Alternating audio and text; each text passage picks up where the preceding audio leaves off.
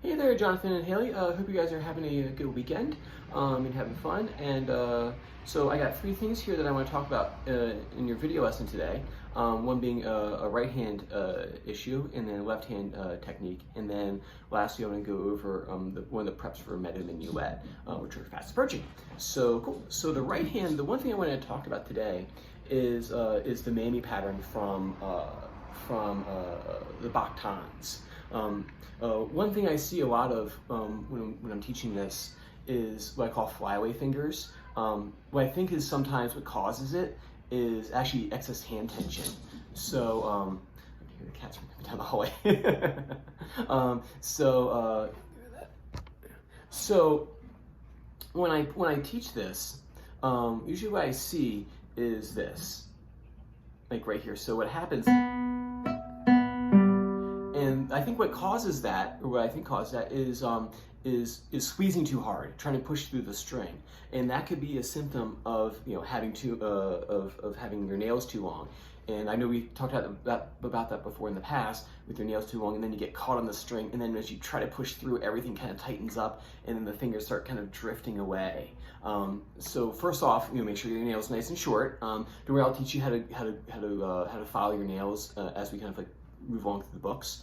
But for right now, keep those nails really short, both left and right hand especially. So as you play the M, A, M, I, keep the hand really relaxed like jello. Like I said, the flyaway fingers I think is caused by excess tension, because you're not just going to have your fingers kind of hanging out there. You have to actually have it tight to have it out that way. So you play M, A, M, I, and around the fingertip nice and relaxed. If I turn this way, M, A, M, I, and then after you do that a few times nice and relaxed, then you can put in the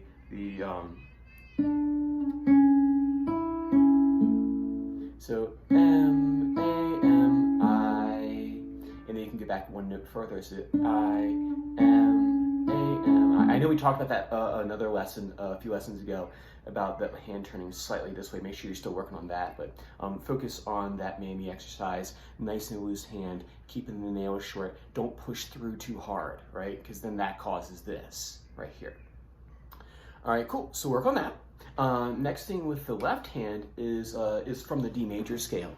And so when you're playing D major, usually what I see is they'll play F sharp, G, A, and then as you play the A, the hand kind of contracts this way, and then when you shift up, it kind of does this right here. Not saying you do that now, but it's just to watch out for, is, and then, see what I do here, and see my first finger is still hovering over top of the second fret. The key is making sure that thumb is still kind of in that bunny ears sort of position over here, maybe favoring more towards the ring finger. And so right there, if my thumb is too far this way on this side, but towards the headstock, it's hard to kind of keep that right there. So thumb behind bunny ears, or keeping the bunny ears position. So so F sharp, G, A, and still make sure that's hovering over top. And when you shift up, the thumb comes along for the ride. You're gonna go to the B here on the 7th fret. See how even when I play that B here, my finger is still hovering over top of the 10th fret on the high D. So we have, so when I shift, it doesn't do this right here. I'm like already in preparation for playing the C sharp and the D at the top end of the D major scale. So you play F sharp, G, A, and then shift up. It all shifts together, and you're hovering. Even when you're playing this B right here, you're still hovering over top of that D. So when you do that, and then the same is true for going back down. You're on that D, C sharp, B, and then when I shift, when I play that A right here, I'm still in second position. My first finger is still hovering over top of the second fret. You don't want to land it like this here, and then you got to stretch out this way. When you come down, my first finger is still over here. I'm like pretending like I might even play that F sharp. So it actually might be a good exercise. As I go, is playing the B here and then playing the F sharp here while keeping this one hovering over top of the A. So you have B, F sharp, and then you're still able to access that A right there. So, well, that'd be a good exercise. Maybe I should think about that more. So over top of that. So as I do my shift, I am playing D, C sharp, B. I shift down. I'm pretending I'm in the second position right here without the fingers bunching up. All right. So I want you to work on that. In maintaining that left hand spacing and form. And then I think what we'll do is when you're back in for your lesson next week, we need to start talking about the tonalization, the A major tonalization, because that's necessary for Meadowman minuet. There's another note in there that I need to teach you. But I want to wait till next week so we can do that by ear, so I can teach you that way. You should have a pretty easy time with it, I think, the way you've been doing your ear training. The third thing I want to go over today is the preparation for Meadowman minuet. I know we're not there yet, but I want to go ahead and start giving you the material for it.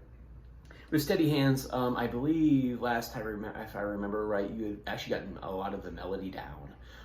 So I look forward to hearing that. So for Meadowman minuet, the first prep is this. So remember that A right there, and what I was kind of going on and on about with making sure you're still in that second position even when you're playing the A. What you're gonna do is just like how you did up here. It's the D, C sharp, D. You're gonna go down here and play A, and then you're gonna play G sharp, and then A. So you have A, G sharp, A, still in that second position right here. Still let's keep that first finger over top.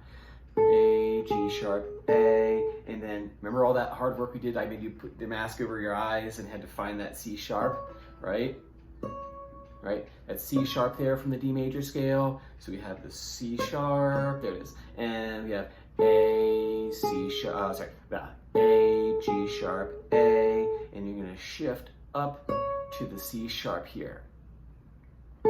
A, G sharp, A, still in that second position. And as I shift up, I'm gonna use my third finger here, just like we did in the D major scale, to get that C sharp. So we have A, G sharp, A, shift. Remember, the thumb comes along for the ride. The whole hand moves as one unit. So you have, and then you can put the vibrato on top there if you want. So when doing that shift, right, so we have, and when I do that, if you watch my thumb on the back as I go up the neck, let's see if I can get a good angle here, yeah. So we have A, G sharp, A, and then see how it all moves as one. So it's not like I go A, G sharp, A, and then the thumb slides. I see this sometimes.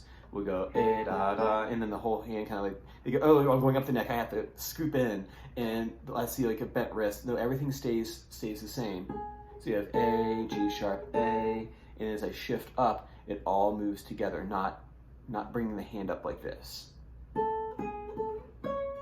I guess you can pull a vibrato on top of at the top end of that right there. Cool. So those are the three things I want you to work on for this week. Work on your Mamie pattern for right hand, left hand D major shift, making sure that you don't bunch the fingers up. It all moves all as one unit. And then Meadowman minuet, the first prep, is the A, G sharp, A, and then the shift up to C sharp. Remember that kung fu, that the ninja guitar playing where you had to close your eyes and find that C sharp. There it is. I can't get them all. And yeah, and so I want you to work on those three things for me. Feel free to send me back a response video. I can take a look at a technique you want. Have you guys shoot me a message, and I can answer any questions that you might. I can attempt to answer any questions you might have. With that being said, cool. I will see you at your regular time next Saturday. All right, take care now. Bye bye.